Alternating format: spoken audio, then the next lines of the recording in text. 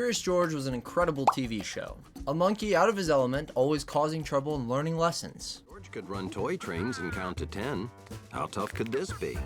What a good role model for our youth. Or was this more of a warning for our parents? Huh. Either way, I went back to Curious George to relive my childhood, only to find that I hadn't actually seen this spin-off movie, which was having a 20-year anniversary. Why go back and relive old memories when I can make new ones with my favorite band of characters? George, the man in the yellow hat.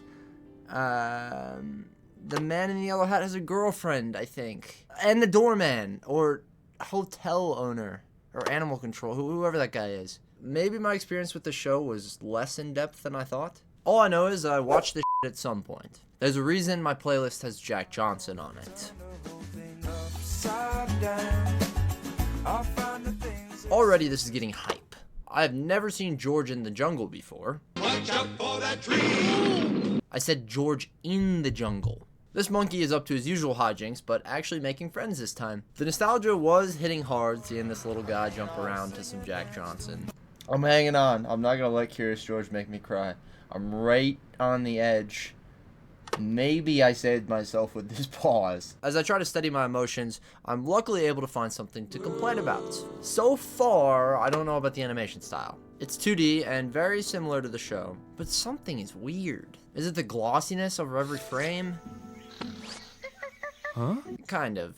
What really sets this animation apart, and what I grew to like over the course of this movie, was the combination of hand-drawn and 3D models. This Curious George movie hand-draws all the characters essentially the same as the show, but then it animates background elements with CGI to allow for three-dimensional movement. Scenes like George falling in this car are so cool to watch when the two combine together so well. This is some animation we need to see more. As the story moves forward, we get our intro to the man in the yellow hat. Or he's just Ted right now. Didn't take me long to realize the A-lister voicing him. What? Oh, guys, did you guys just hear that? I don't have to double check this one. That's Will Ferrell. Holy, Will Ferrell plays the man in the yellow hat? With one A-lister off the list. Many would love to get off a list right now. How embarrassing. Ooh, wait a minute. I know that's a voice. I'm not gonna know who that is. It's a female voice. 2006. Is it Angelina Jolie? Down in a parking lot putting its plate. Holy it continues! It's I can't remember his name. Ian from Alvin and the Chipmunks. Tobias Funke from Arrested Development. It is David Cross. That's who it is. Holy moly, and it looks like David Cross too. There would be one huge voice that I somehow missed until later. For now, I was more invested in the origins of our two main characters' relationship. George thinking the man in the yellow hat was a banana makes sense. Though, if you think too hard about it, especially because the man in the yellow hat never again takes off the color, that might be a little dark. Wow, considering that, though unintentional, this yellow-dressed fella did lure George away from his home. It's very dark. Wait a minute here. What about George's family? Honey, have you seen George anywhere? No, not yet, but he'll be home soon.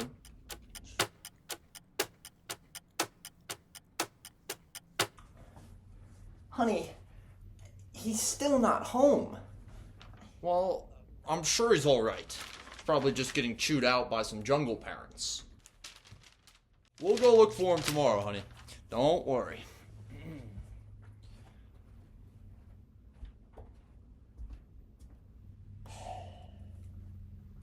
God, please be okay, George.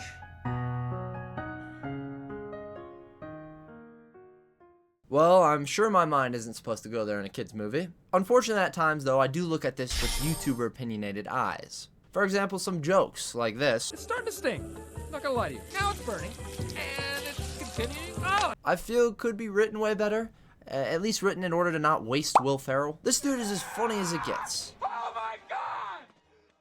But in the movie, he plays a character so oblivious that he only misses or becomes a physical punchline for jokes most of the time. Junior's character is at least given some good dialogue to work with, and David Cross kills. Looks like it came out of a cereal box. Wow, that must be a huge box of cereal. Tell me that's not Tobias. As the film moves on, all the comedy is, well, not that bad. Most of my laughs are from looking at George's facial expressions. We also get some good bits with awkwardness between Ted and his future girlfriend, or some New Yorkers pretending to be Australian salesmen. 6 dozen yellow suits? Tony, what are you, For a goofy? jungle expedition. Good day, mate.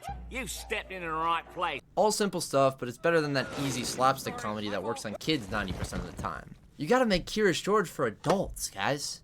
I mean, the more I think about it, I can't remember this as a child anyways. Honestly, I remember its commercials more. So many Curious George memories are coming back to me during this. There was a commercial, and it felt like it was only this commercial that would play during Curious George. And it had just these kids doing like random tasks. One of the ones I like art projects and games, and one of the ones I remember they're trying to like hold a stick up. It was kind of Mythbustery almost. And it's always something that like applied to the episode. So that stuff was so cool. And I'm just having these memories flush back even without watching the show. At this point, I should probably explain the story. I know you've been begging for me to fill you in on the CG lore. It's a very simple concept for the film. I'm gonna try to explain it in 10 seconds. The man in the yellow hat oh, that's a bad start. Ted tries to save the museum and his job by bringing back a giant artifact, but he ends up bringing back a tiny one. He also befriends a crazy monkey leading to chaos in the city. Those two eventually go back and find a bigger idol, saving the museum and Ted's job. Plenty of time. The story obviously is very simple. It feels like a combination of short stories at a point, with that one artifact storyline bolstering it all together. There's random characters that show up, like this Project Bluebeam adjacent scientist. There's Paint Trouble, crazy landlord, balloon chases with surprisingly beautiful moments.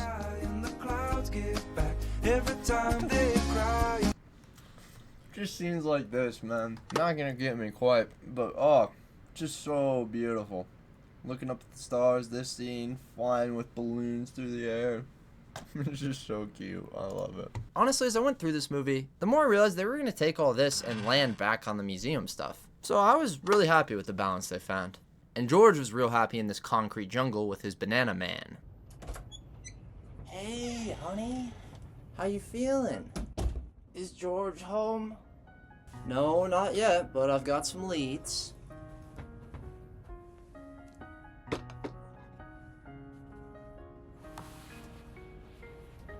Honey, you can't stay like this forever.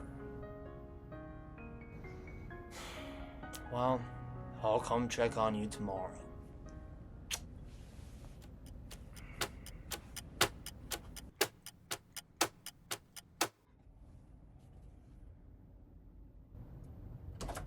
Hey, honey, good morning. Oh my God. No. Honey, you okay? Baby, please, wake up, please. Though it was to the dismay of George's parents, I was back to eating this all up. In this kids movie, they even spent time with the characters to get some really emotional moments. Glow-in-the-dark star stickers have nothing on this. And not just that sentimental stuff. I'm talking f***ed up. Jeez, I need to stop cussing so much in my Curious George video. Basically, the man in the yellow hat completely abandons George. Animal Control pulls up on the two, and very violently, I might add, they take George away. When the man in the yellow hat sees this, he's like, whatever. What? You soulless man in the yellow hat? Ted? Are you flipping kidding me, Ted? Honestly, the man in the yellow hat is just lucky they sent George home. It could have been way worse. Just as I am again switching up on this kid's film, a little Jack Johnson montage plays out, and it's right back on my good side. Here in the movie, I was familiar with the comedy of Curious George. As far as the visual jokes go, there were tons, and not many besides some reactions got me to laugh. In the last 20 minutes, though, the comedy becomes peak. First of all, we get our only adult joke. Oh yeah? Well, that's not physically possible for me to do. And then just some good lines. Do you want me to tell you what you want to hear, or do you want to hear what you should hear, which I'll tell you, and not just what you think you want to hear? Well, looking back, maybe I was becoming a little delirious. Gone. Yeah, I don't know. I was writing about how these jokes were way better than the first hour. Maybe this movie just conditioned me by that point. The other things that happen in this movie really get stacked up in the last couple minutes. A failure to fake a massive version of the small artifact. All the George separation stuff. A quick reunion with some more physical comedy that I loved. Here we go. What am I doing? This isn't a movie. It's real.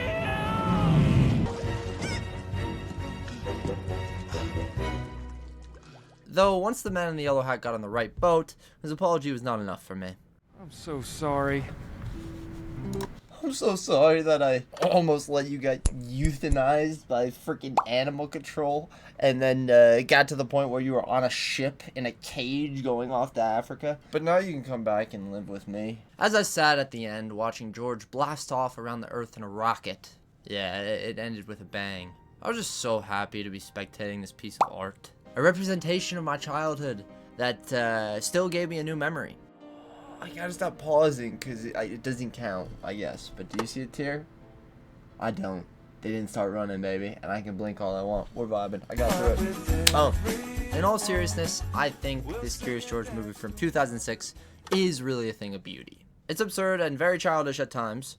And of course it is, being rated G. But it also brought me moments of joy separate from nostalgia. Adult jokes, a real storyline, big name actors. Oh yeah, I forgot one of those. Single-handedly saved the museum. Mr. Bloomsbury, I have to Wait, tell you Mr. Bloomsbury? something. Yes, I'm all ears. It's about Yes? What? my hat. It's Dick Van Dyke. I can hear it. Sure, wear your hat. This movie seems like a great one to watch with your kid. It's a shame these parents won't get that opportunity.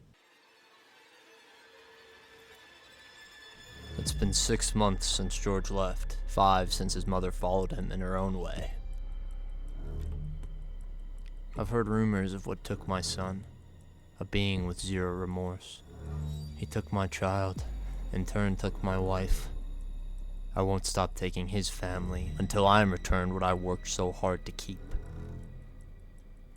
Don't try and reach me unless you see the Banana Man. Sincerely, George Sr.